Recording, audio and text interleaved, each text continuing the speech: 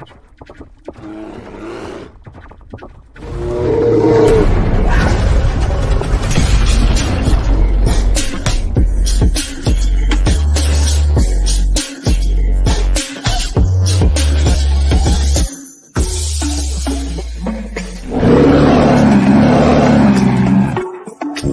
to Bare Bones.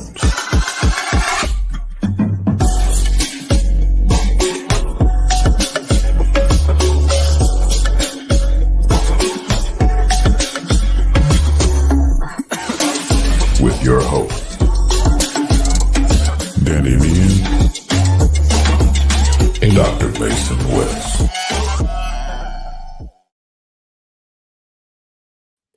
Welcome in, Bears fans, to this episode of Bare Bones. As always, I am Dr. Mason West, and Danny Meehan will be joining us shortly. He's got some stuff he's taking care of, but he will be here for the main bulk of our show to do our confidence concern meter, as well as our NFC North rankings across positions. But we do have something big to talk about that dropped not too long ago. The Bears are on Hard Knocks. This is something that I know I am very excited for personally. I've been watching Hard Knocks, since like Ravens days with Tony Siragusa, right? And it was just a big part of my childhood, and I'm excited that the Bears are going to get to be a part of it. They have never been on Hard Knocks. This is well known. As Bears fans, and I've been very critical of Bears social media, very critical of what they've allowed Bears fans to see.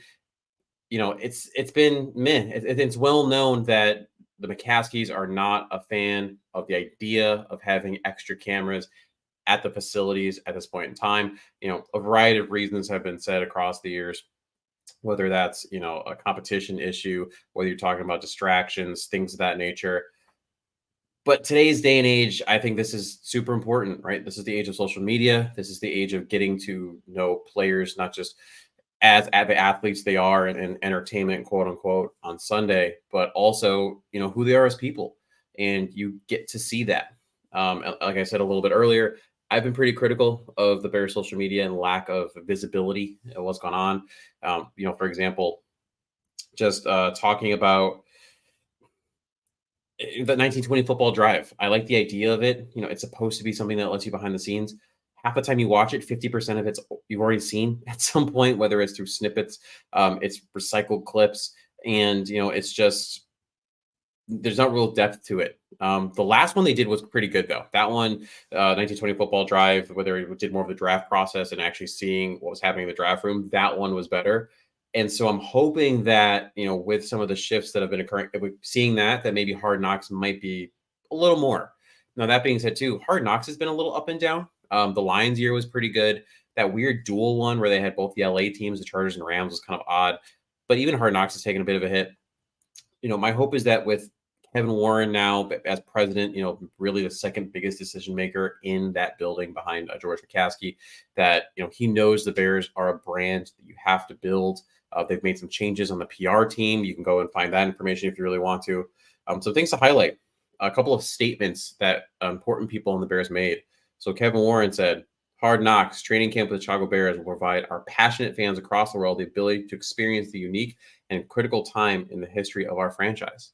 This is really important. I want to dive into that because, I used to be someone that I got to go to Bourbonnais a couple times, probably 3 or so before they moved it from Bourbonnais to Lake Forest. That's a big deal. There are a lot of Bears fans who live in Southern Illinois, who live in St. Louis, who live in Indiana, who, Bears fans are pretty spread out. A lot of Midwesterners are. But whether it's the cost or the distance, Bourbonnais training camp was the only time they got to see this team. And, again, Bears have been pretty secretive in terms of what happens at training camp, and they don't show a lot.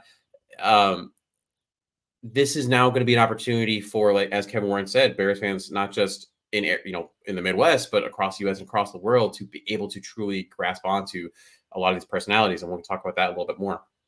Ryan Poole said, the 2024 training camp will be big for us in preparation for achieving our season goals, and we look forward to bringing the fans at home along for the journey. So another positive note there. And then lastly, Matt Eberflus, our players, coaches, and staffs are excited to continue the process of building for the 2024 season. Not exactly a ringing endorsement, not, something that's super in depth, like even like a Kevin Warren gave, but it was an instance where there's still a statement. As far as I know, at 6:05 p.m., 5/30, 2024, George McCaskey has not given a statement yet. That's not that he won't, but I wouldn't be surprised if we, found out that ultimately he was not the most excited about this, that he had to be pushed by someone like Kevin Warren in order to make this happen. Um, in terms of the actual players, I kind of talked about the personalities. There are so many personalities on this team compared to even previous years. There's been a lot of meh when it comes to Bears teams. First and foremost, let's get Caleb Williams out of the way. We saw, for example, the schedule release video, he only had 5-10 seconds of on that schedule release. And I love what DJ Moore did. Props to him the best he can. But at the end of the day, like, Caleb was the one who on camera was the most comfortable, rolled off very easily for him. Everyone else was kind of forced, really bad acting. They did the best they could. But I do love the fact that there were so many people involved in that schedule video. It's hard to get, I think, sometimes these athletes to agree to do stuff like this. So that was very cool. But that being said, you're going to see Caleb Williams. You're going to get to see a little bit more of DJ Moore. Keenan Allen is a character, right? Roman Dunze, we've seen, he's got a personality. I can keep going. DeAndre Swift, you're going to get to see more of. I think you said Javon Dexter has got a big personality that should come out on this show. Jalen Johnson, I mean, he's going to be huge in this show as well. He's gotten a little bit more traction on social media, talking to some fans. Talking about social media, Tevin Jenkins. I am so excited to see what Tevin Jenkins does in this show, right? Because he's someone that probably the most active on social media, whether it's just stupid gifts that he sends. And by stupid, I mean awesome. A lot of Dragon Ball Z stuff that he likes to share out there. And he's got an interesting story, right? And we go back to what Tevin did when polls first came in. There was a question of, do they even want me here? Then they seem to hash that out. He's been one of the Bears' best offensive linemen, just hasn't stayed healthy. So, do we get a glimpse at what his training camp looks like health-wise, right? What does he do to manage his body? Is that going to pop up? I can keep going and going about all these different personalities and things like that, but you're going to get the chance to see this. Now, for me personally, I know some of the people say, like, all right, this is a distraction. Why do we need it? First of all, there's already cameras all over there. The Bears, even though they don't really necessarily release enough stuff, as I've said, they record a bunch of these things. They have stuff for social media. The cameras are already there. And these guys have been through this before, the ringer of being in the spotlight, whether it's press conferences, whether it's commercials, whether it's just, being a star in college. I mean, this is not something new to them. Having these extra cameras isn't going to be a big distraction that all of a sudden has them lose games. There's a difference between causation and correlation. Causation, right? A causes B. Correlation, A and B happen to go together. There's this thought process that Hard Knocks leads to bad seasons. The thing that everyone has to keep in mind is a lot of times not very good teams end up on Hard Knocks. Initially when it first came out, and I talked about, that Ravens team was one of the first ones I got to watch, that it has shifted. It has become, we don't want to deal with this. It's just like, a bunch of stuff that we don't have to deal with. You have not great teams on Hard Knocks. Like, what random one? How excited were people about that Dolphins team with, was it Philbin that was there, right? And I don't know, I wasn't. Go back to that Raiders team that Gruden took over. Hard Knocks didn't make that a bad team. That was a bad team. Gruden was just not a good coach. Derek Carr was a very average quarterback. You had Antonio Brown, but he went crazy and did his whole thing. So whether you're talking about the cryotherapy and the helmet issue and blah, blah, blah, blah, we can keep going with all that stuff. The Bears are a rare situation where, right, they don't meet the criteria for exclusion, right? They don't have a new head coach. They didn't make the playoffs, but they're a team that were on the edge of the playoffs because of a variety of reasons that we can always talk that I'm not going to dive into right now, but they're a better team than usually doesn't meet the criteria of exclusion for Hard Knocks. Same thing, reason that in the way they got Caleb Williams, right? They didn't get Caleb Williams with their own pick. They got it with the Panthers pick. They were not that terrible of a team, but they now have this high profile, potentially, generational, depending on how you want to use that word, prospect at quarterback. This is a different kind of a beast.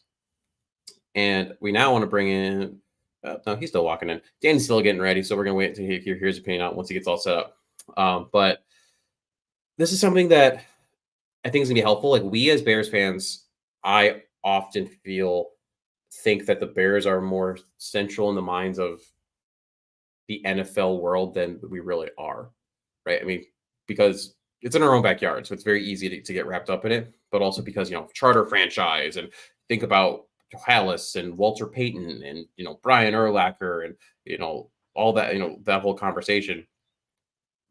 Most teams, when they see the Bears on the schedule up to now, have it's been a laugh. It's been an easy win, right? You don't think about it. While Bears fans are spread out and they're part of conversations, that doesn't necessarily mean that they're at the forefront of NFL minds. And I think we've even seen that with how the schedule is set up. Yes, they have a decent amount of night games, prime time, I guess you could say, games this year. But look over the last couple of years, I mean, they haven't really had that many. When there was the Hulk and Johns episode where they had a discussion about those primetime games, things of that nature. Networks aren't pounding the table right now as much for Bears games. They're asking for Cowboys games. They're asking for Chiefs games. So two very different scenarios. Chiefs are winners. They have Patrick Mahomes. And the Cowboys just do good numbers. That's just what they do over and over again. People care about the Cowboys. The Bears have not been that. So to have the Bears in a situation where you can get a glimpse, I mean, think about how much goodwill the Lions got when they did it. They became that, oh man, I hope they do well this year team. Now, you're not asking for handouts or anything like that, but to be in the spotlight, I think, is going to be a big thing for the Bears going forward, because it's going to help build that mystique, right? They're going to get to see, and we already talked about this, but they get to see the little titches here and there of Caleb Williams. They're going to get to see that chemistry between him and Rome Odunze and DJ Moore and Keenan Allen grow. You're going to get some of those homegrown stories that melt your heart, and you pick them up on your fantasy team, even though you probably shouldn't. For me, it's Danny Woodhead. I mean, that was a good decision. He actually did pretty well when he was on that Jets episode a little while back. But at the end of the day, this is a good thing for the Bears, right? You need to create opportunities to be in the spotlight and opportunities to put yourself in the narrative, to be a part of that. And they just simply have not been a part of the narrative in a long time. And this is an opportunity to do so. I think it's going to be really interesting to see what they spotlight with this, right? I mean, so the Chicago Bears aren't in Chicago, they're in Lake Forest. So how many in the intro, like, are you showing the bean? Are you doing the lakefront? How much are you showing of Hallis versus not? Like, are you highlighting Blue Malnati's or Pequods, or, are you going to your favorite Italian beef spot that's in the city? There's just all these little things that I think are going to be very interesting. And then who's going to be the unsung hero of the show? You always have a couple of those people you're rooting for. I'm going to be biased, and I'm going to say Ian Wheeler. I did an interview with him a little while back. Go check that out. But super well-spoken guy, super smart guy. You can tell cares about football, but also cares about a lot more than that. But also situationally, it makes sense. It makes sense because, at running back, he also has a lot of kick, return experience. I don't know necessarily about punt, but definitely kick return. With the new rules, that could be very helpful. He's played a bunch of other positions on special teams. So he can be that guy that, makes it onto that final 53 if I had to pick one from those undrafted free agents. Danny, how you doing? I'm good, Mason. How are you? Sorry about that. Traffic from downtown where my daughter had a follow-up. I left there at 4:45, and I just got home 5 minutes ago. Yeah, so traffic sucks, man. Yeah, so I do apologize. I'm here. I am prepared, and I am ready to talk Bears. And to your point about Hard Knocks, I'm genuinely shocked that McCaskey's allowed it to happen, but it should be exciting. How could it not be, right? Like, you're getting the number one pick, which I know you probably covered ad nauseum. You got Ryan Poles and Matt Eberflus, both of whom seem like pretty interesting guys, right? They're not these boring, like, it's not Mark Trestman where it's just like, this is weird. Like, and plus Flus is handsome now, apparently. So sexy Flus. Sexy Flus. So basically it's exciting. How could you not be excited about what it offers? And the storylines that are coming. I know you mentioned the running back from Howard, who's gonna be probably a fan favorite, especially because they always pick one or two of those guys, right? Yeah. Like, I can't think of one off the top of my head for myself to pick on. Maybe Who's I feel like the defensive lineman? Shoot, I'm gonna look that up. You keep talking. the other one that comes to mind is just because I know he's well spoken and he's kind of fun when he does do social media. Tyler Scott might win the hearts of people for a fan base that doesn't really care for him at the moment. Same could go for the other guy, Velus Jones. Velus is a fun personality. Like, what is it like? Velus Jones was the guy who his agent said he fumbled a punt return in preseason and he caught 2 passes, but his end around went for like 15 yards. And the first thing Velus talked about was, "Oh, did you see that end around though?" Like, it's like it's Mr. Positivity, which is awesome. Like, it's a fun opportunity for storylines, right? There's 3 more players I did want to highlight too, just because I think they're interesting undrafted free agents that could latch on. Jamari Chroma, defensive lineman, right?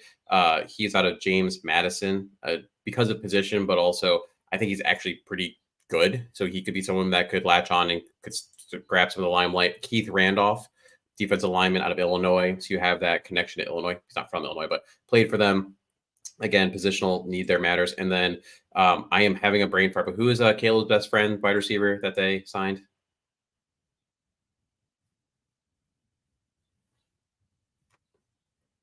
Oh, Danny's gone for now. So I'm blanking on his name, but he could be another interesting storyline. So just the correlation between him and how him and Caleb are going to operate together.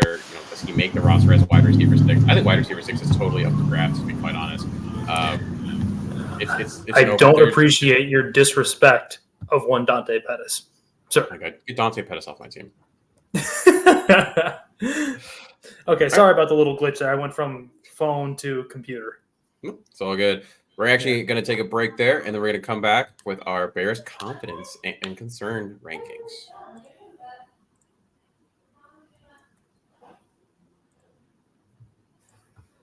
All right, welcome back, everybody. So what we're looking at here is our Cocoa meter. I did this last year with Robert Schmitz. It went really well, so I wanted to bring it back. We're basically looking at looking at confidence, concern, and position of the positions across the board. So which ones are you the most confident in going into this year versus which ones are the ones you're like, maybe there's something a little bit that needs to be fixed here. So we're going to start at the top. Danny, which position are you most confident in going into this 2024 season? Most confident? Most confident, probably the wide receivers, just because 1 through 3, I'm not sure there's a better one in the NFL at the moment. So that'd be my pick off rip right now. I had the exact same one, and I used my rubric last year just as my guiding light for this a little bit. And it's funny because that was on the lower end last year, but the fact that you're now rolling into this season with DJ Moore, Keenan Allen, Rome Odunze, and your wide receiver 4 is Tyler Scott, versus when you started and you were like, is our wide receiver 2 really going to beat Tyler Scott for this last year? It's a very different feeling, and it's a weird feeling as a Bears fan. Yep. What about number 2? Who are your second? Number 2, I would actually I'm sure we're going to be kind of redundant here with each other because I feel like the top 2 position groups are really kind of easy on paper, and that the second one is cornerback between Jalen Johnson and Tariq Stevenson and Kyler Gordon. I think that's easily your second best grouping because they have a argument to being the best, not only corner group in the league, but the best. They might have a shot at being the absolute best group of secondary play in the league. I mean, that's a kick-ass secondary on paper. You know what? It's funny because you're absolutely right. Couldn't agree more. I had them as well. It's like you said, on paper, it really should be a great group. Tyreek Stevenson had some of his issues last year, but he definitely, you saw growth from him too. At least that's what I felt. And then you're able to fill that Eddie Jackson hole pretty well. So, Eddie had his issues with injury, lost a step. And, you really did see, unfortunately, after he got paid, there was a big drop off in his play. So I don't get paid to tackle, Mason. God, yeah, he does not get paid to tackle, apparently, because he rarely did. So going out and getting a veteran safety that, yes, he had a bit of a down year with the Eagles, but I think a big part of that is the Eagles defense just kind of sucked. It did. And also, let's not forget, Kevin Byard, I'm sure we'll get more to the safeties when that grouping comes up, doesn't miss games. like in his career, he plays. I think he's got the Iron Man streak in the NFL right now in terms of games in a row played. So I think having that safety valve behind them is going to really help Jalen Johnson, who played like the second best cornerback at least in the league last year, if not the best, depending on which metrics you're looking at. And then a big step up from Tyreek Stevenson, and then Kyler Gordon he keeps getting better each year. So yeah, what is your number 3? I might go controversial here, but I would say linebackers are probably your third best positional grouping at the moment, just because of how good TJ Edwards really was last year. And for all the things I make fun of Tremaine Edmonds for, he is good at what he does. He is a run and chase linebacker. He is decent in coverage. He's enormous, and by his very presence back there when he does drop to the back third of the defense when he in coverage, he does make life hard because he is so big and long and athletic. But would I say like this after corner, my confidence in the overall roster does take a bit of a downturn in terms of how great I feel about them. And then obviously the Sand God is your linebacker, your Sam backer. And then I've got some hope for Noah Sewell. I know we didn't see a ton from him last year, but I know he was battling neck injuries all throughout the year, it felt like. So we'll see. Could be something to keep an eye on with him. So I might as well just do my linebacker too at this. I put them at 6. Okay. Reason being, it's partially about the linebackers themselves and partially about some of the confidence I had in the positions above them. Everything you said about that linebacking core is absolutely right. My concern starts to come in where, if there's an injury, the depth concerns me for sure. If TJ Edwards goes down, who he's kind of that quarterback of the defense right now, which we kind of hopes Tremaine would be, but he's not. It speaks volumes to see how the Bears have represented TJ versus Tremaine this offseason, I think, in terms of how they view the two players. But you're right. I mean, like, yes, is he playing up to necessarily what he's being paid, Tremaine? No, he's not. But he's still very athletic. He's still doing well. It's just, for me, a lot of the turnovers and things that he got were because of being right place, right time, more so than creating them himself. And then I love the Sand God. I did a whole spiel about how I think, honestly, he might be, for bang for your buck, the better linebacker, but there's a limit to what he can do because of his athletic limitations.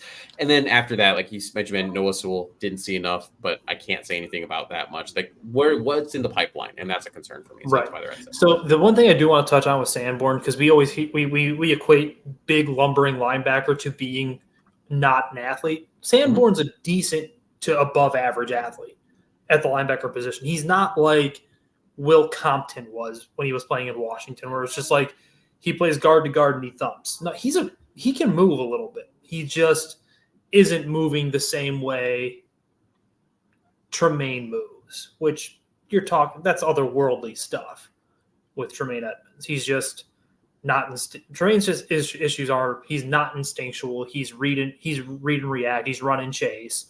And he doesn't,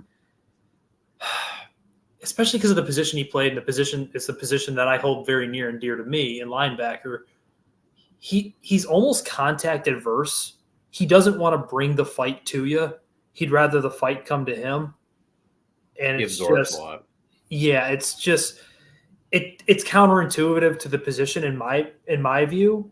I'm not saying I'm correct in that, but that's just how I view that position. I think in general too, and this can apply to a lot of other positions. Like my example might be wide receiver. Is there's this epidemic in the NFL of drafting traits too often over drafting football players. An example I would give is this year's draft, Xavier Worthy over a guy like Keon Coleman. Ugh. Like I want nothing to do with Xavier Worthy. I think he just runs fast. He drops the ball too much. And that's kind of it. I might eat my words on this, but I'm good. I don't think it's gonna be bad. And he's also 160 pounds soaking. I think 160 is being generous too, but right. That's neither here nor there. Versus a guy like a Keon Coleman, which for me has better play speed and runs a better route tree from what I saw, and I think he's a better football player than Xavier Worthy. but that's just a me thing. Well, I mean, Keon was you're preaching to the choir. Keon had the 5 rep rule for me, where you watch 5 reps of him and you're like, yep, that he can play. I want that on my team. Yeah. So I think that, yeah, we need to get more football players, less just you run good kind of people. You run good. So who was your number 3 then? Oh, there it is. Yeah, look at that. My number 3 was tight ends. And again, this is the confidence concern aspect. I think for me, because you now have so much depth at wide receiver, it takes a little off of a Cole Kmet to have to produce in terms of what you would like your tight end want to do. Excuse me. You should also open up the middle of the field more. You also went and got Gerald Everett, who I think is a great compliment to Cole Kmet, a guy that's a little more flash in your pan kind of a thing. Everyone, I think, saw that clip of him going down the sideline and catching the ball there. It's, to me, again, this confidence, concern, thought process. I'm not concerned about how these guys will play together, especially with what's around them. I guess the only thing that maybe you could throw out there is, like I talked about for linebacker, is depth. If Cole Kmet goes down, who are you happy with? Who you need to slide up to tight end 2 as Everett becomes your tight end 1? So tight end actually was what I was debating between with 3 and 4 when I ultimately settled on linebackers at 3. So tight end is 4 for me. Okay. For everything you said, for all the shit that I give Cole Kmet and all the issues I have with him, he is solid, if not unspectacular. You know what he is. He can beat easy zones. He's a decent, if not like I think he should be a mauling blocker, and he's just not. For a guy built the way he is, he should be railroading people, and he just doesn't. He gets in your way because he's enormous, but he's not like what people think he should be as a blocker, or at least in my opinion. But Gerald Everett is, plug and chug, decent move tight end.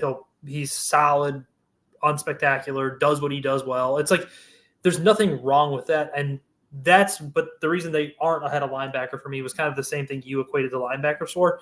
After Everett, I don't know what the rest of the room is. Mercedes Lewis isn't on this roster that I've noticed. There isn't a blocking tight end for a offensive coordinator, and I keep hearing people, well, like in Seattle, they had all these tight ends and not enough wide receivers. Like, we forget that Jackson Smith and Jigba and DK Metcalf and Tyler Lockett all existed on those teams. Those were NFL wide receivers, to my knowledge.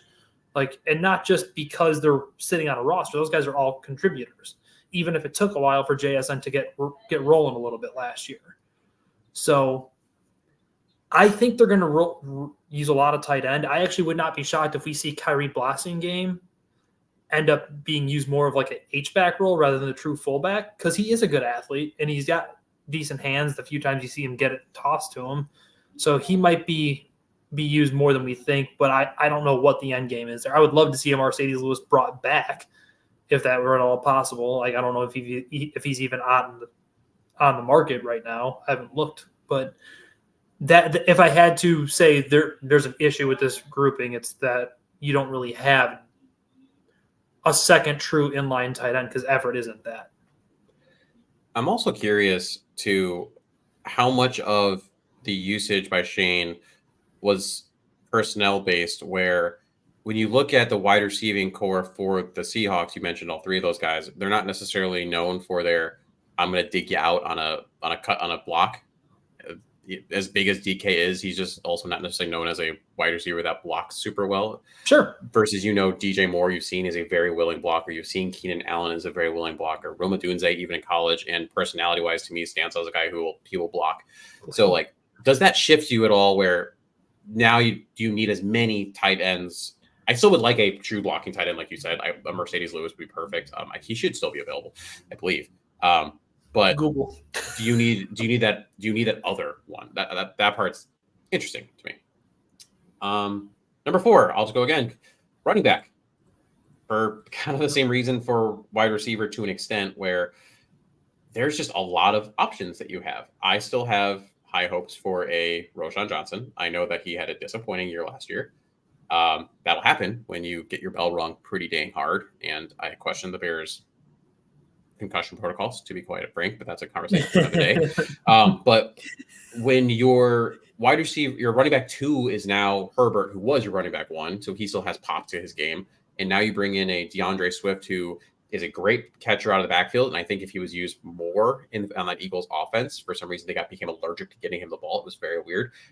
You saw their offense suffer more. I mean, this is a really strong running back room, and I don't really know where there's a lot of concern here. They're down at 4, I guess, for me, because I'm still not sure who's going to pass block necessarily, because that's still been an issue. Okay, so running back was 5 for me. We are very close in lockstep on these. Yeah, so it was. I think we might be in lockstep on the next one, but it's different. Where I was kind of leaning at 6 for mine. So running back is 5 for me. Similar things to what you said. You and I think we're like the Roshan fans of like the Bears Twitterverse, like just banging the drum for him, thinking he would eventually take over that job, and it just didn't happen. My biggest concern with him was Roshan was a great pass blocker for the Longhorns and got to the NFL and seemingly just forgot how to do it? Question mark? Like, I don't know if it was a speed of the game thing, complexity of the offense thing, because, God, you go and watch what Steve Sarkisian is calling down in Texas, and it's like, I don't know what's happening kind of thing. I think Travis Homer is going to have a much bigger role than what many people think, because I think, quite frankly, Waldron's just going to know how to use him.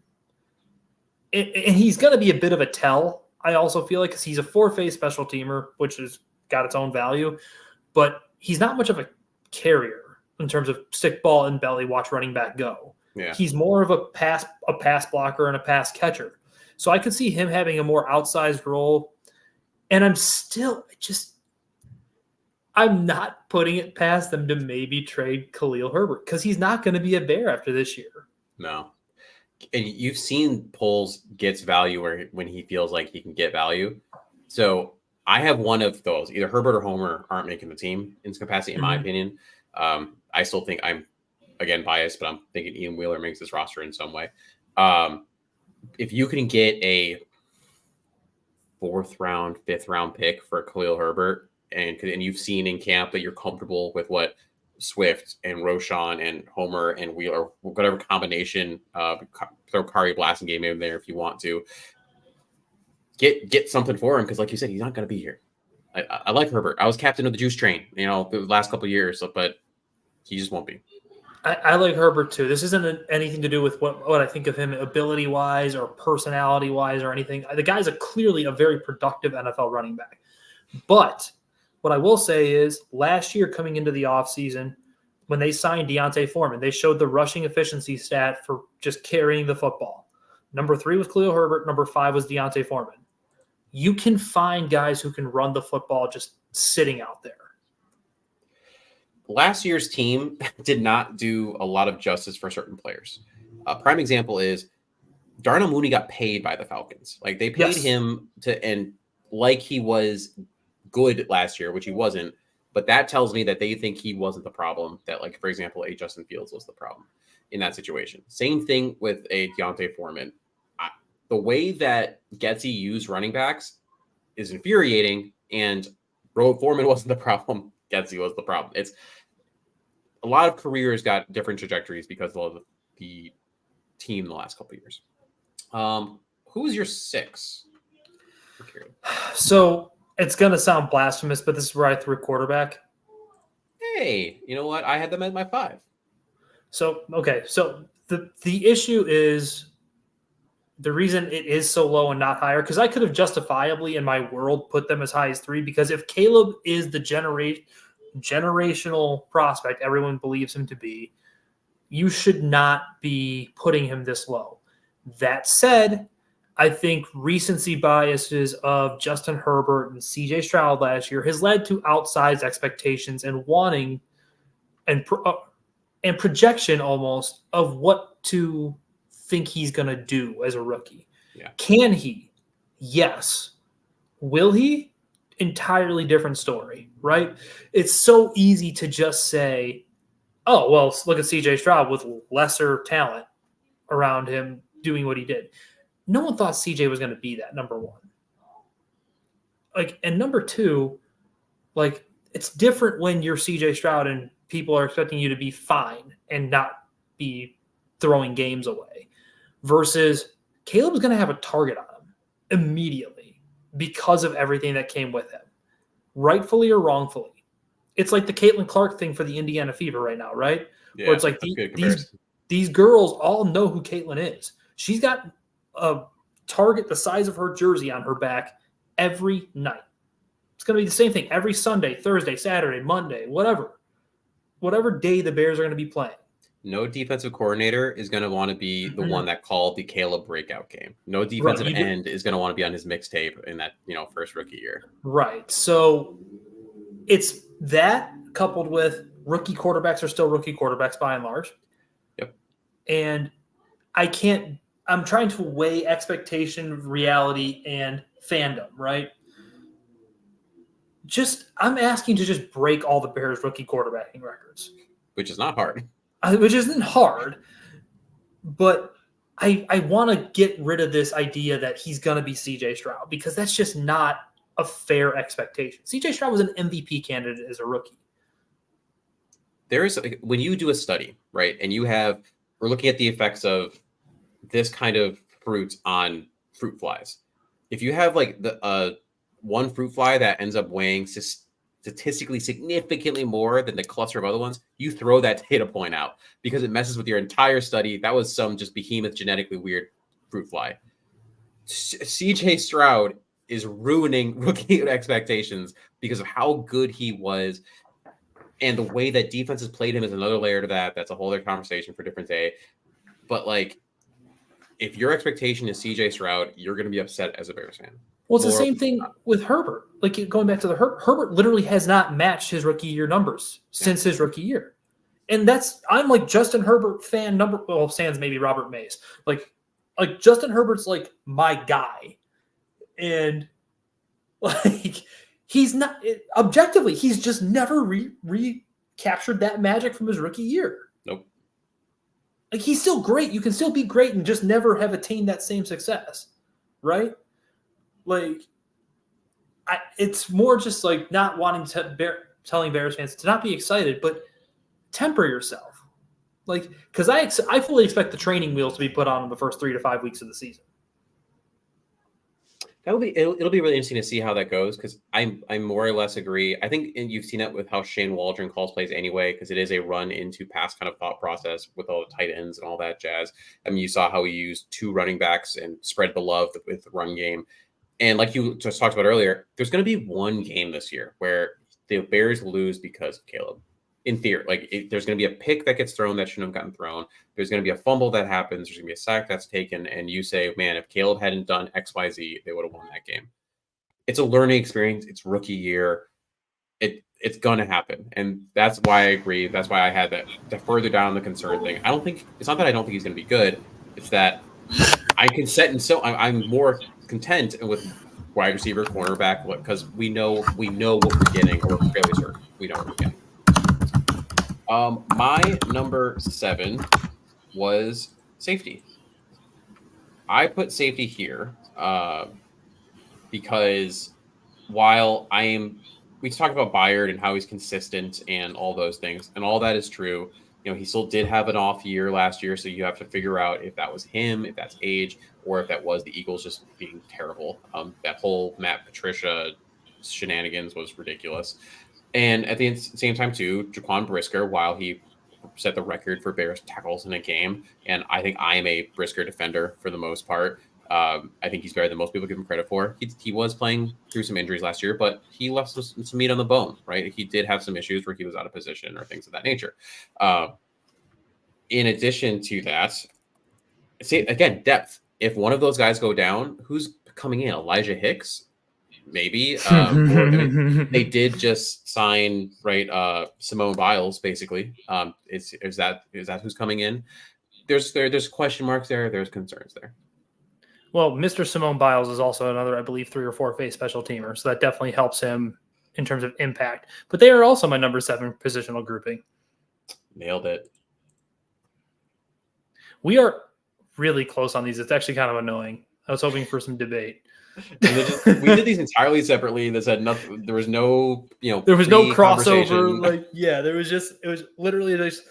I looked at my sheet of paper yesterday afternoon and was like, all right. Who's your number 8? I'll tell you who's not number 8. It's defensive line. It's not number 8. So by process of elimination, that would make it your offensive line. Yay.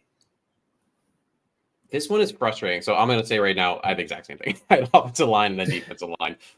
Defensive line being my most concerning position right now. What was your reasoning by shifting the 2? Basically, I don't think the offensive line is one injury away from being the most god-awful unit in that positional grouping in the NFL.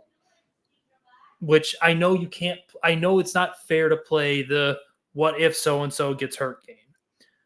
Well, if Montez Sweat gets hurt, you no longer have Justin Jones to pick up the slack. You're banking a lot of your lines, your defensive line success on a Gervon Dexter breakout that I don't think is necessarily fair to bank on.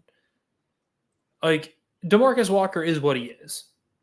Like, he's a solid try hard. I think he's a good, leader of men almost in that position grouping. Like he's a great tone setter and tempo setter, and that's all well and good. But just like he lacks ability.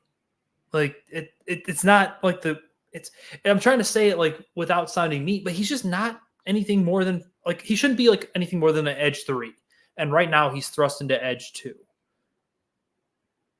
And the offensive line it's still worrisome. I think the offensive tackles are a pretty solid, if not like above average grouping, especially depending on how both those young tackles keep ascending between Darnell Wright and Braxton Jones. The interior still scares the absolute hell out of me. It sounds like Ryan Bates is your center 1, which whoopee. Like in your guard play, Nate Davis, I don't think should be as bad as he was last year, where he was at times feeling like unplayable when I would watch him, where it's like, you can't keep trotting him back. And he's 26, 27 years old. He lost his mother last year. So I know there's a lot of things like going on with him. And then Tevin Jenkins he's one of the better guards in the league, but is he ever going to play more than 10, 11 games? He's consistently going to miss a third of the season until proven otherwise. And I mean, really, I wouldn't even start Ryan Bates. They just signed the starting center from the Rams, right? Shelton Coleman. Like, so I don't know, man. Like, neither grouping is great. The offensive line just gives you a little more hope because of the young tackles. And Shelton Coleman, I think, is a representative NFL starting center, even if they're not choosing to play him as the starting center at the moment. Yeah, I think so. Literally, the name of the segment, right, is confidence concern meter, and there are just so many concerns along that offensive line. Like you said, there's availability concerns at your guard spots. There's even a little availability for your tackles. I mean, I know Darnell Wright pretty much played the whole time with that bum shoulder, but Braxton Jones missed some time with a neck injury. And then, like you talked about, like, I think Shelton, if I recall correctly, graded out as like a number like in the 20s of like by PFF. Center, I think it was like late teens, early 20s, something like that, which technically is better than what you got from Lucas Patrick. So like, and Sam Musfer, if you want to go back that far. So that's better. I mean, can you just get in the way? But at the same time, you do still have this question mark of Ryan Bates has not a lot of snaps at center. It's very limited. Quentin at Busquets Stats, go check his stuff out, did a good breakdown, I think. He wasn't necessarily blown away by what he saw in Ryan Bates's snaps at center. Poles must see something. One game. The second time he's gone after him. One game of center. So all that's super concerning. That being said, like you said, Danny, the defensive line is one Montez Sweat injury, is one, coaches scheming the hell out of stopping him away from having absolutely no pass rush, having no run stoppage. Like you said, you don't have Justin Jones to fall back on. You're assuming a big jump out of Dexter. You didn't replace Justin Jones in really any capacity, even if it was just a veteran stopgap fill-in. So I don't know if they're going to be basically hoping one of these undrafted guys can be a body. honestly, it could get better. Like, but is someone like Emmanuel Ogba being added to the line? Is that a needle mover for you? Does that do anything? Like, it's another warm body. It's better than it might force Walker into edge 2 or edge 3 rather. But does it? I don't know. The name that's most interesting is Calais Campbell, but he's 38 years old? Like, yeah, what is that? A 1-2 year deal? 1 year, 2 year deal, but that 38, regression is a motherfucker. excuse the language, but like he was even good last year in Atlanta.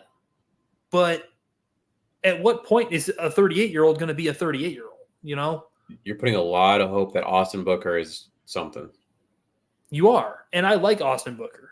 Like, I genuinely believe had he stayed one more year at Kansas, he probably would have gone much higher in next year's draft because I think he would have broken. He wasn't even a starter last year and he got drafted. Right. Like, the potential. And he just fell because of weird testing, and I only put so much into that anyway. Yeah. Yeah, that's our list. So, again, it's eerily similar. Really, the only difference is I slid linebacker down a bit. But for the most part, as weird as it is, the Bears' least concerning group is their wide receivers and corners and, tight ends. Kind of crazy. And really, truth be told, 3 to 6 is kind of interchangeable, right? Like, yeah. You kind of just are looking at it like it's what's your flavor. All right, beautiful. All right, we got one more break here, and then we're going to break down the NFC.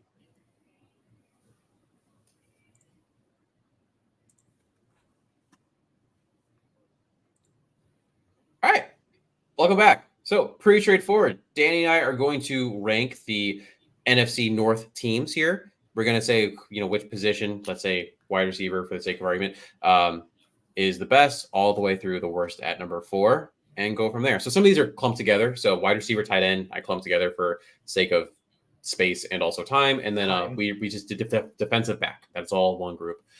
So to keep people, obviously, the group they want to talk about the most, Danny, who did you rank first for offensive line? Offensive line, the best grouping is Detroit, and I don't think it's particularly close in this division. I mean, that squad is so good in terms of what they've done the last couple of years. They continue to add to it. They stay pretty healthy besides Frank Ragnow having some issues. But, I mean, just sort of the tackles. Taylor Decker and Penny Sewell, fantastic. Frank Ragnow, one of the better centers in the league, especially with Kelsey retiring.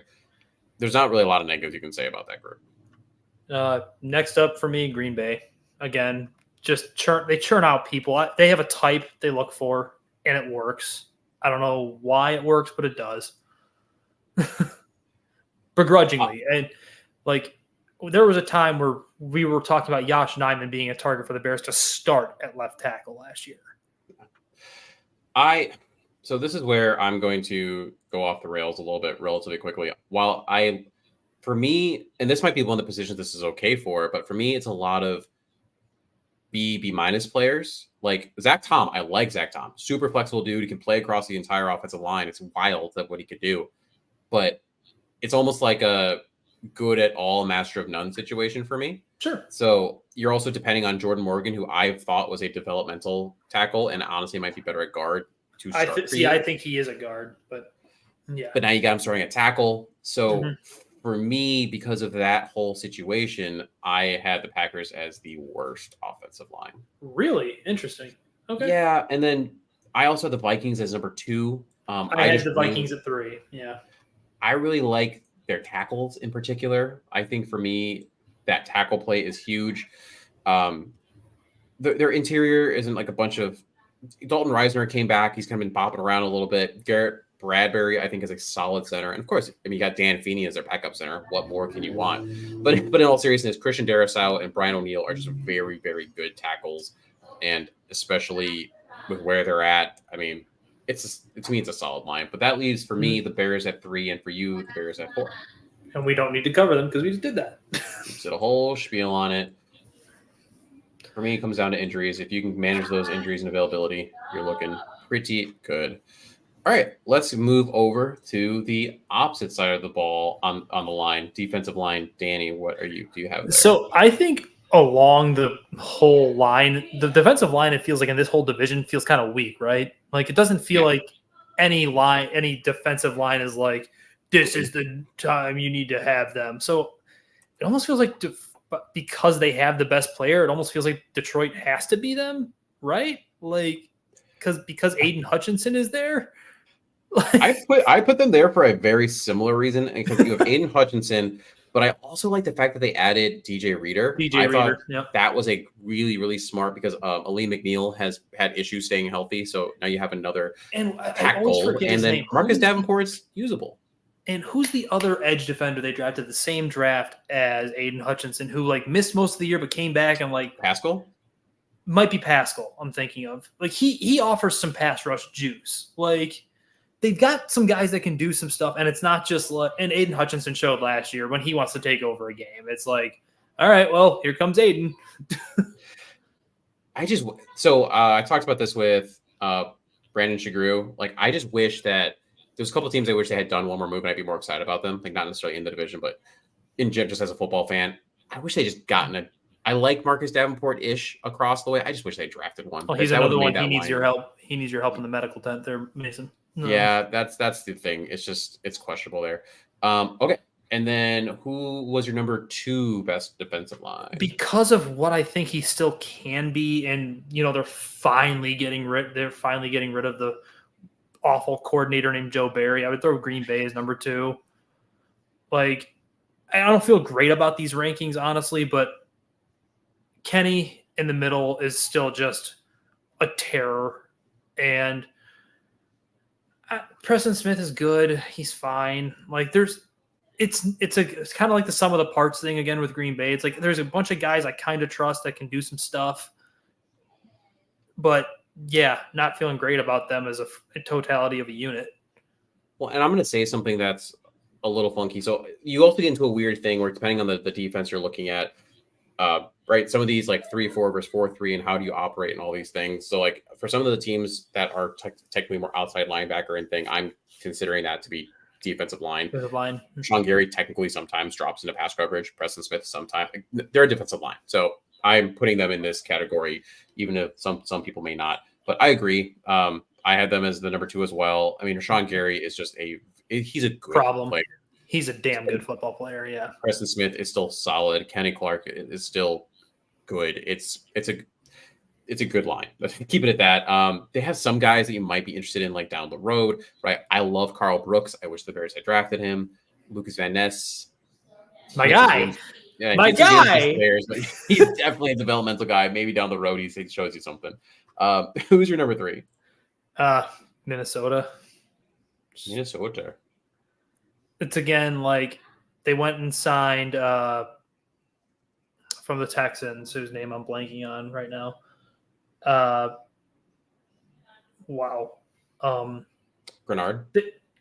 Jonathan Grenard.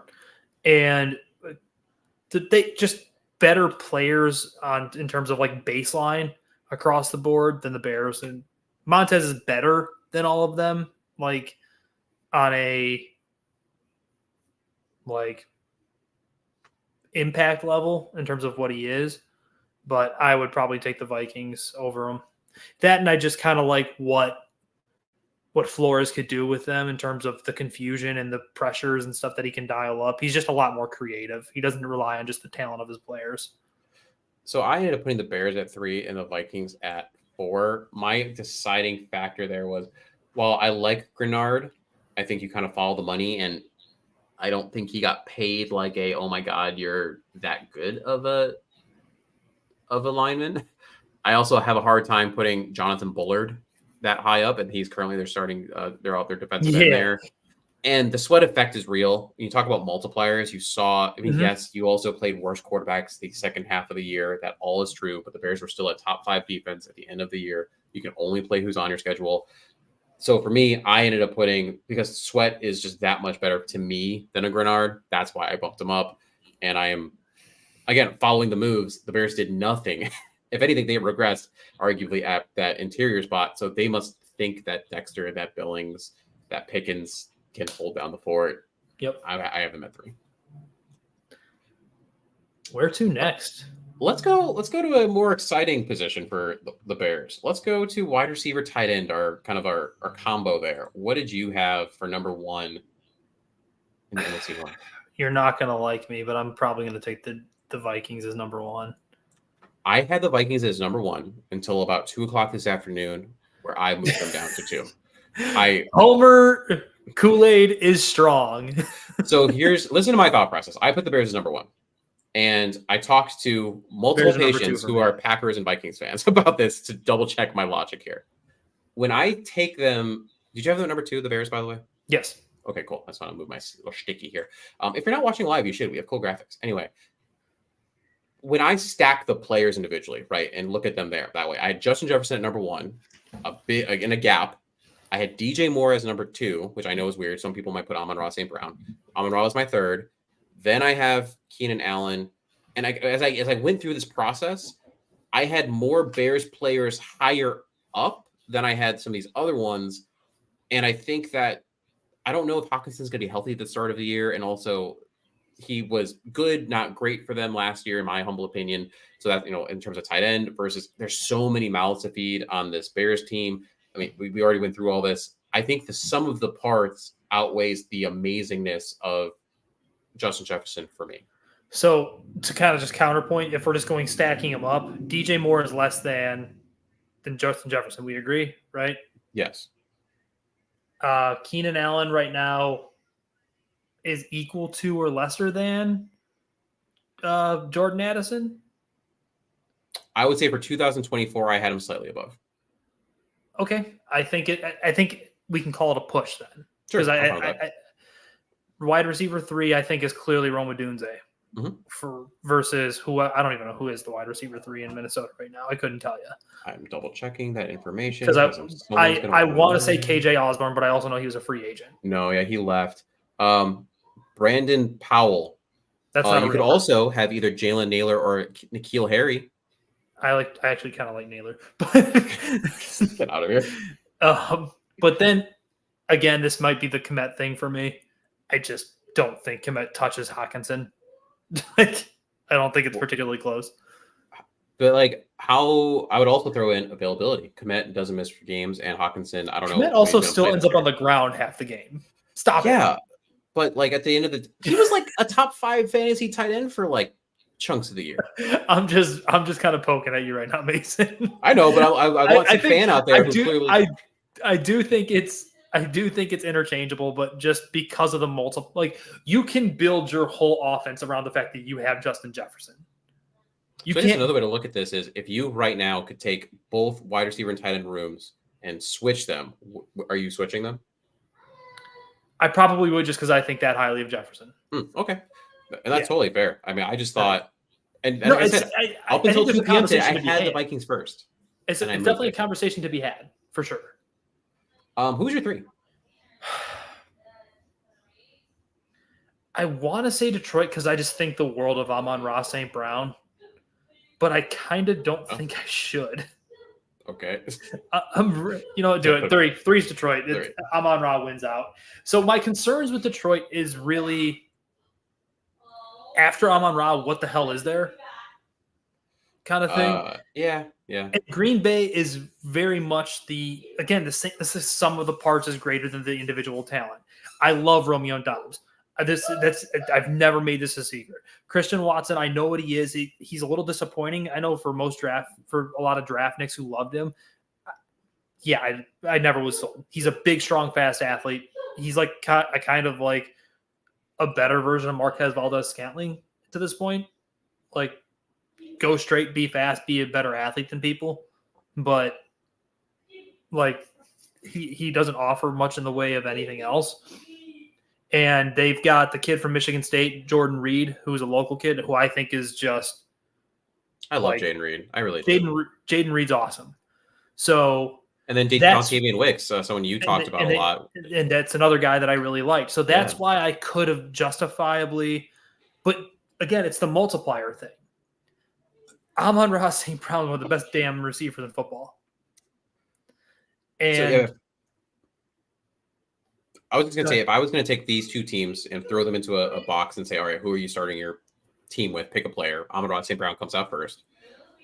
My number 2 coming out of that box is probably Sam Laporta. it's probably Sam Laporta. Yeah, you're probably right. And then number 3 would probably be for me.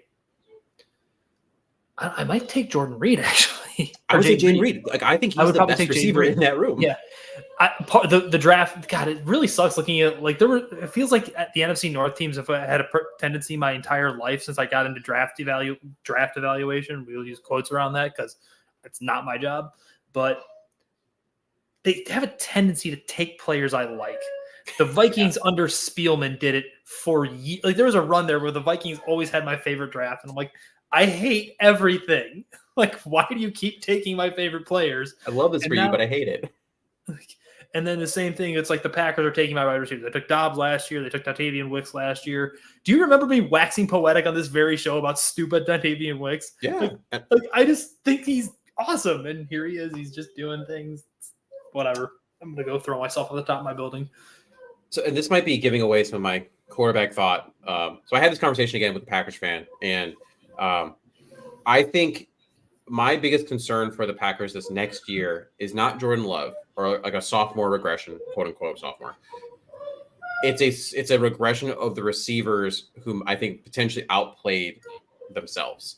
Like, Christian Watson is whatever for me. He's whatever. He runs fast and he can't stay healthy. His hamstrings have a significant discrepancy with muscle mass, whatever.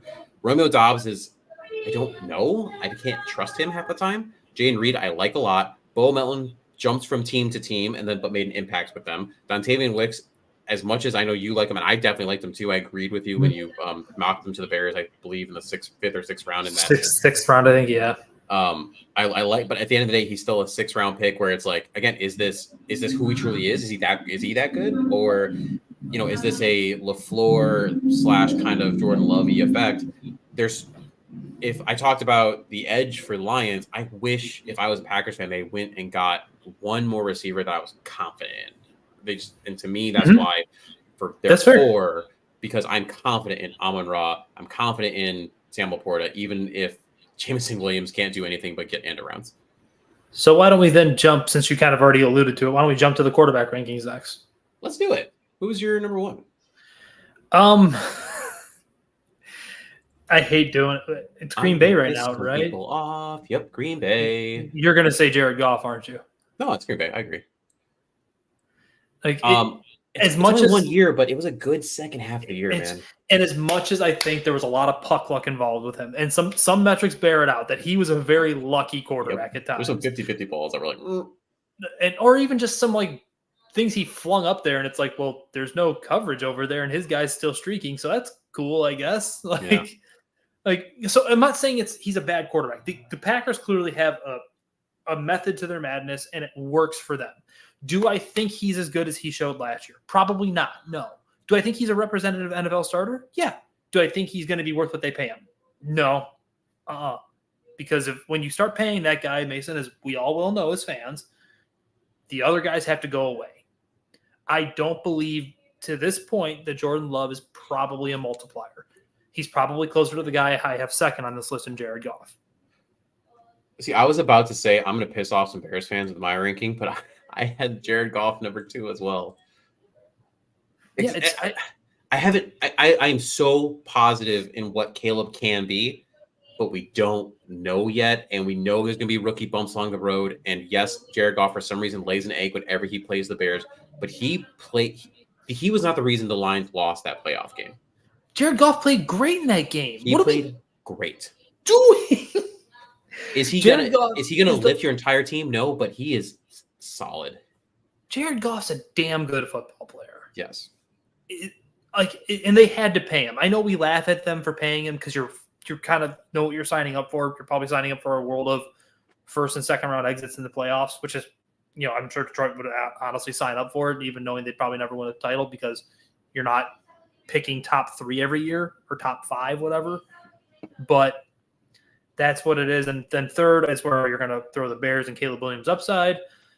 And fourth is, I'm sure, is I can let Mason go on about his favorite player, JJ McCarthy, but that's who. Talk to me in 3 years. In 3 years, we'll be talking about how JJ is a pretty solid quarterback. Until then, it feels like, doesn't it feel like JJ? I know years ago in the NBA draft, Fran Fraschilla used the terminology, he's 2 years away from being 2 years away.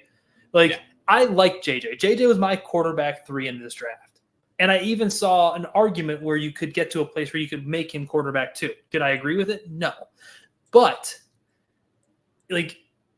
he just feels like he's you're playing a waiting game with him. You're waiting for more from him in terms of physical, because I forget who said it, but I heard someone describe him as he's the 60th percentile or 70th percentile in everything he does. He's not going to kill you anyway. He's not going to overcome it anyway, because he just is so limited in some fashion, despite everything being good. Right? It's just an unfortunate situation that he played in the offense he did, where he didn't get to develop as much, right? He didn't get to make mistakes. He had a second half, I learn. believe, against Penn State where he didn't throw the fucking football. And so now he has to get all of those reps in the NFL. That's a curve. That's a big curve. And while I do think that he eventually will be good in the right scenario, and Kevin O'Connell is, I think, one of the coaches that can get him there, I still think ultimately his ceiling is Kirk Cousins, funny enough, as a lot of people like to say. That's a decent ceiling. I mean, you'll take a Kirk Cousins over a lot of quarterbacks in the NFL. The Falcons certainly did, but I think that's it. And then decided to take Michael Penix number 8. But I digress. Where should we go to next, Mason? Let's go pump out one of the more boring ones, just because of reasons. Let's go to linebacker. Who do you have at number 1? I think the Bears are probably the best grouping in this one, honestly. Agreed. But here's a question: can you name the 2 starting linebackers for the Vikings? Honestly, no. Yeah, and we're a Bears show, so obviously we know them, but I think I know a good amount about the league. I had no idea that I'm pulling up the list right now again. Ivan Pace Jr. and Blake Cashman were the starting. Okay, so I knew they signed Cashman away from the Texans. I had forgotten that Ivan Pace. I believe they got Pace either undrafted or late in that draft. But yeah, cool. I mean, same thing with Green Bay. There was a point in the season where Green Bay they had one linebacker on their roster in Quay Walker. They didn't have anyone else. That's why they had to go sign and draft a bunch of linebackers. Let's be real here, Mason. Do you like the linebackers in Detroit very much? You mean Thor? No. So I honestly I think my ranking in totality is Green Bay number 2, because I think Quay Walker's really good.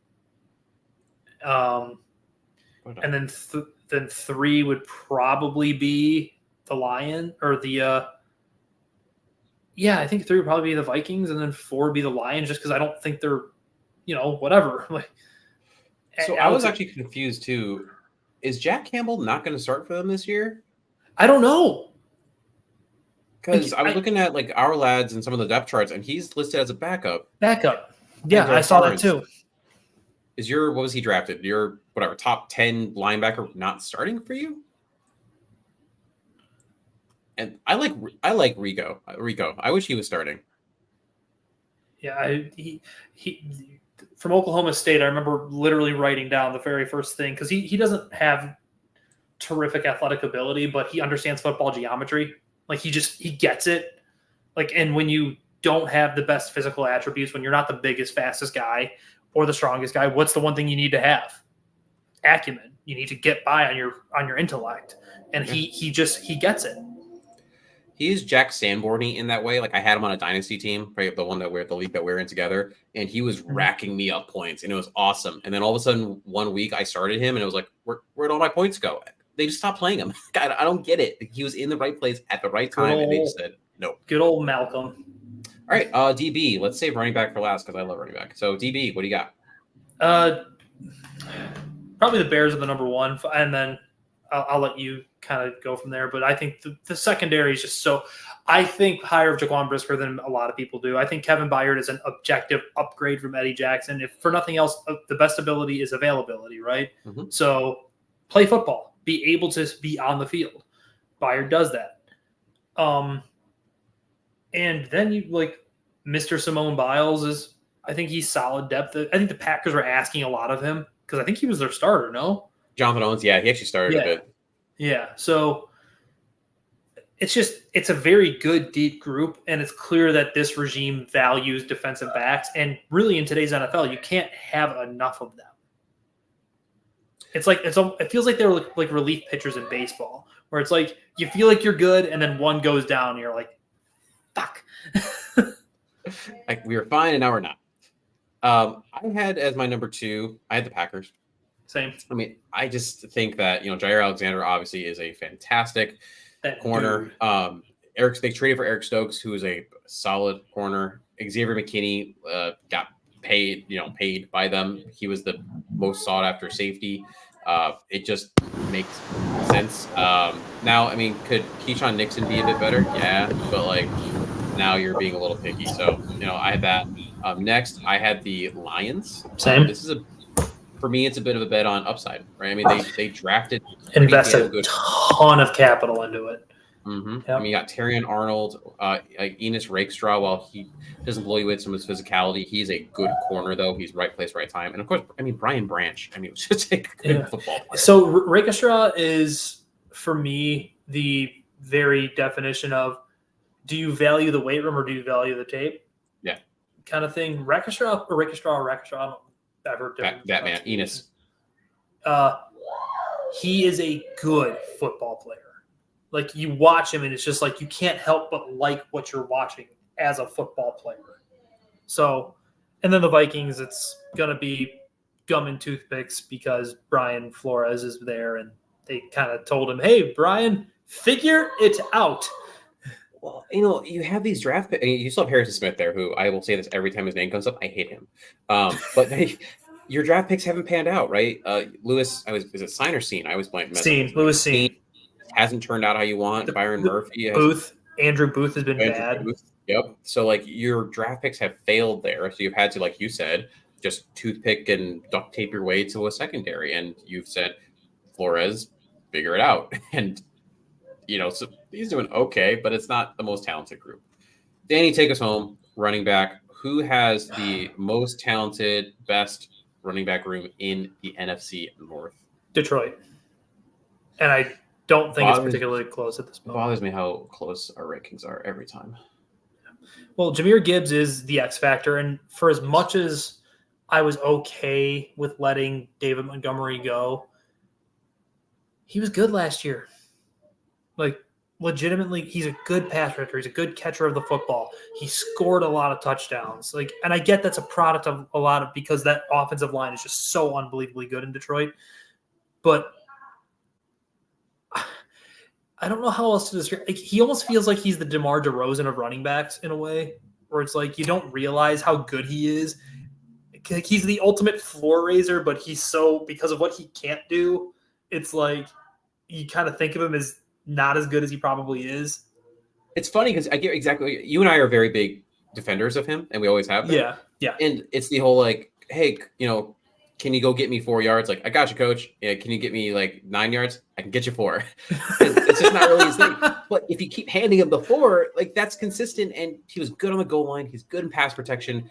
The advanced analytics hate him, but the locker room and the game of football likes it. Yeah. And then you have the home run of Gibbs. Yeah, and Jahmyr Gibbs is so much. When he gets daylight, man, it's so fun. It's awesome. Who did you have number 2? It might just be because he haunts my nightmares, but I put the Vikings number 2. They just signed. I can think of his college. Why can't I think of his name? He went to fucking Central Michigan. Isn't that funny how brains work? Yeah, my brain doesn't want to work. Are you talking about Ty Chandler? No, Ty Chandler went to UNC. They just signed away the Packers running back, who was cut. Oh, you're talking about Aaron Jones? Aaron Jones, yeah. Oh, okay. I thought we had already established Aaron Jones. Okay, yeah. No, Aaron Jones is their starter. Ty Chandler is their change of pace back. I don't know why my brain just refused to. Myles Gaskin's on that team. Myles Gaskin is on that team. Nice little pass catching back too. And it might be just because Aaron Jones haunts my dreams, kind of thing. Like, he's still running all over Soldier Field for some strange reason in my head. But I think they're probably the second best grouping right now. So, yeah, Aaron Jones and It's funny you say that. I literally said I have them at 3 personally, the Vikings. But I said that to someone like the reason specifically I have them there and not like, for example, 4, because the rest of that room is not great. I think Ty is good, but that's a personal UNC evaluation. Yeah. I said because the ghost of Aaron Jones haunts me. that was literally my wording verbatim today. Because every time he plays the Bears, he just demolishes them. But I'm looking at sum of parts again, like we talked about for some of the other groups. So I put the Bears at number 2, just because if you can Bears are 3 for me. If you can have Swift, Herbert, Roschon, Swift, Herbert, Roschon, and you can actually use them instead of having just 1 or 2 running backs like the previous offensive coordinator like to do, that is a consistent flow of talented and different skill set of running backs that you can have out there. I'm actually kind of hoping in regards to the Bears that Swift gets the lion's share of these carries. I would hope so. I think DeAndre's and I have since Georgia, I think DeAndre Swift is a really good, borderline underappreciated football player because you sometimes forgot about him in Detroit. And he is consistently in the trainer's room. He's going to miss his 3 or 4 games. He's just going to do it. I think Bears fans have a little bad taste in their mouth from when they beat the Lions when Swift dropped that touchdown. That's like a memory that's burned in there. Yeah, it's burned in your brain, yeah. But he's a good football player. He's a dynamic football player. And if you can have Herbert be that change of pace like he was with Montgomery, where he comes in and just gets that big run and doesn't have to be like the bell cow there, that's a much better room. I also think people don't understand how good he was for Philly last year. Like I get Kenneth Gainwell tore into his playing time last year, they were better when Swift was getting more touches. I said it earlier in the show. If they had just stuck with Swift later in the year, they could have been a playoff team. They got away from it for some stupid reason. But that's what we got. That's our show. It's very interesting when you look at this as a whole, because Bears are higher on offense than they have been in the past. And overall, if you kind of put points to this, if you gave position 1 4 points, position 4 1 point, and everything in between, I think you'd have the Bears scoring out pretty highly here. It might be highest. I have to do the math on that. Yeah, I mean, I can do the math tonight, or you can do the math tonight. You can actually probably tweet out the points for us, or I can. Yeah. Doesn't matter. Yeah, I would say just roughly looking, Bears might be 1, Packers 2, and then I think looking 3. At it, Lions would be 1 by my quick brain actually, math. Yeah, running back and okay, yeah. So actually, yeah, we'll probably have to do that. But yeah, it's interesting. It just shows how competitive the NFC North is going to be. Quick thing here, Sean Ward needs to do the same exercise, but project for 25 with contracts. Vikings don't look sound contract-wise compared to the rest of the division. I agree. That would be super cool. That's a lot of work, and I don't have time to compare contracts when doing. Although our next show could be very fun and in a similar vein, but only Bears-centric.